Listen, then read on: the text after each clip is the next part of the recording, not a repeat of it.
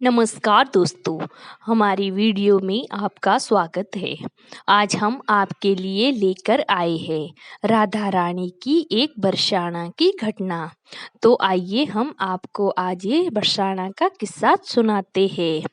एक बार की बात है, राधा रानी का जन्म बरसाना में हुआ था। बरसाना में राधा रानी का एक बड़ा मंदिर है और उसी मंदिर के पास एक सेठ जी रहते थे। सेठ जी बहुत ही संपन्न थे, उनके पास सब कुछ था। भव्य दुकान, भव्य महल, 3 बेटे और 3 बहुएं थी। सेठ जी संपन्न थे, परंतु वो हमेशा इस बात से दुखी रहते थे कि उनके भी एक पुत्री होती। उन्हें हमेशा यही लगता था कि उनकी भी एक पुत्री होती तो वो उन्हें अपनी मन की सारी बात बताते और उन्हें उससे बहुत दुलार करते। कुछ समय पहले ही सेठ जी की पत्नी का देहांत हो गया था, जिसकी वजह से वो बहुत ही अकेलापन महसूस करते थे। इसलिए रोज सुबह वो अपने घर के पास बने राधा जी के मंदिर में उनके दर्शन करने जाते थे। एक दिन जब सेठ जी दुकान मंदिर गए तो वहां पर एक संत जी पधारे हुए थे। तो वहां पर सेठ जी उदास बैठे थे। सेठ जी को उदास बैठा देखकर संत ने पूछा, बेटा तुम उदास क्यों हो? तुम्हारी उदासी का क्या कारण है? तभी सेठ जी ने सारी बात बताई कि मेरे पास धन संपदा की तो कोई कमी नहीं है, परंतु मेरे कोई बेटी नहीं है। इसलिए कभी कभी मन में दुख होता है कि अगर बेटी होती तो मैं उनसे अपने मन की सारी बात बताता और उसे बहुत दुलार करता। तभी संत जी बोले कि अगर किसी चीज का अभाव है तो उस जगह पर भगवान जी को बिठा लेना चाहिए। तभी सेठ जी ने पूछा कि मेरी तो कोई बेटी ही नहीं है, तो मुझे क्या करना चाहिए? तभी संत जी ने कहा कि अरे तुमने तो बरसाना में जन्म लिया है, तो तुम बरसाना की बेटी को ही श्री राधा जी को ही अपनी बेटी क्यों नहीं मान लेते? उस संत की बात सेठ जी को पसंद आई। फिर उन्होंने राधा जी की बहुत बड़ी एक तस्वीर बनाई और उसे अपने कमरे में लगा दी। अब सेठ जी की दिनचर्या पहले से बदल गई थी। अब वो बहुत ही प्रसन्न रहने लगे थे। सुबह शाम और राधा जी का दर्शन करते और उनसे बातें करते थे। अब सेठ जी को राधा रानी से ऐसी लगन लगी कि वो जब सुबह दुकान जाते तो राधा रानी को भोग लगाकर फिर स्वयं प्रसाद ग्रहण करके फिर जाते थे और वापस आते तो राधा रानी के दर्शन करते, उनसे बातें करते और रात के समय उन्हें भोग लगाकर फिर ही खाना खाते थे। एक दिन सेठ जी के घर में चूड़ी पहनाने वाली मणिहारन आई। फिर सेठ जी की तीनों बहुओं ने उनसे चूड़ियां पहन ली और फिर वे उठकर अपने कक्ष में चली गई।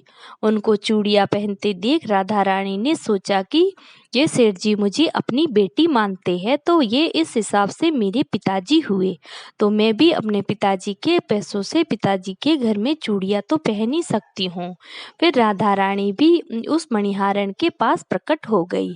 मणिहारी राधा रानी का स्वरूप देखकर उन्हें देखते ही रह गई, क्योंकि उनका स्वरूप इतना मनमोहक था कि उनसे नजरें भी नहीं हट रही थी।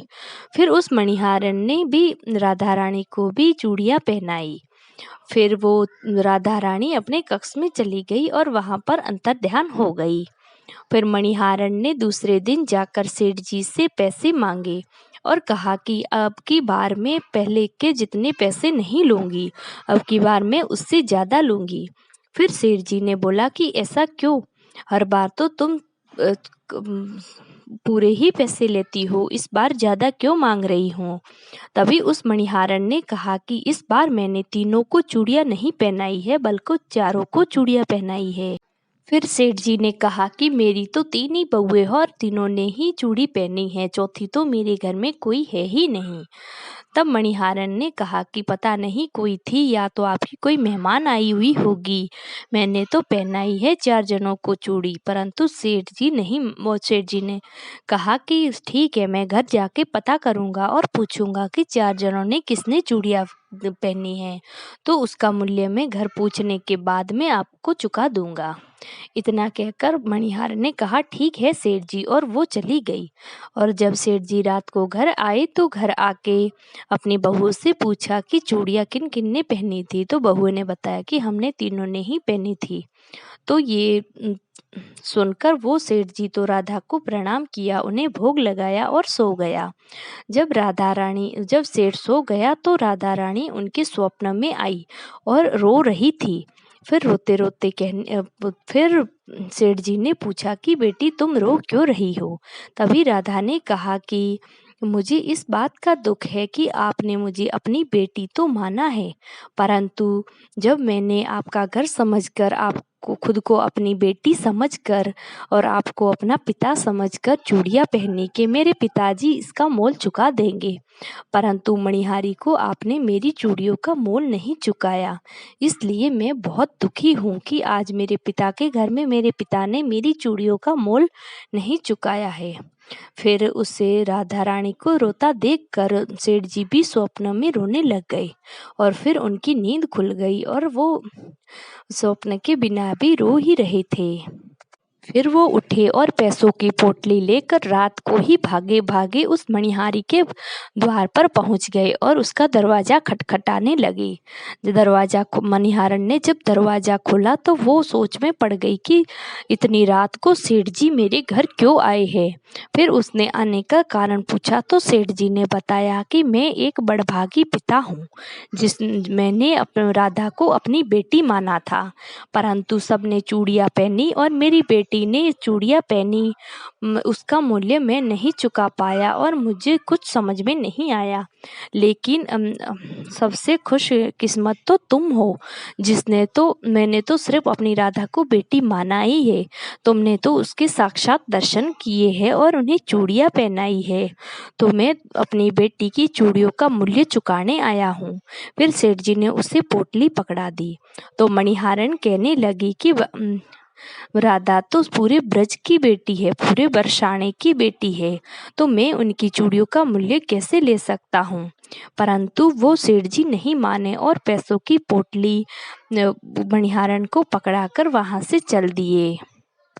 फिर 2 दिन बाद सेठ जी ने सब कुछ छोड़ दिया और संन्यास ले लिया। फिर राधा रानी के मंदिर में ही रहने लगे और राधे राधे जपते हुए अपना जीवन वहीं पर व्यतीत करने लगे। तो दोस्तों ये थी राधा रानी की कहानी। आपको कैसी लगी कमेंट बॉक्स में ज़रूर बताइएगा। धन्यवाद।